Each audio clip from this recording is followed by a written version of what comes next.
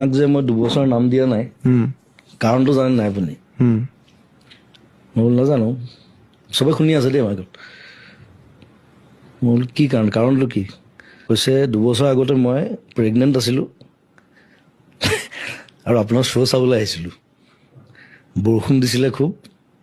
আৰু মোৰ পেইন হ'ল আপুনি ওপৰত গান গাই আছে মই ষ্টেজৰ তলত বাচ্চা জন্ম দিছো সো সেইকাৰণে মই আজিলৈকে নাম দিয়া নাই কিন্তু অদ্ভুত কথা এইটো মানে তুমি আহিছিলা কেলে প্ৰগ্ৰেম চাবলৈ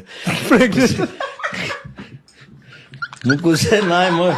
মানে আপোনাক খুব ভাল পাওঁ মই থাকিব নোৱাৰিলো গুচি আহিলো এইটো ষ্টেজত এইটো জেগাটো নাই এইটো ষ্টেজত অলপ ভৰাই দিলে তাইক ট্ৰেইন আহিলে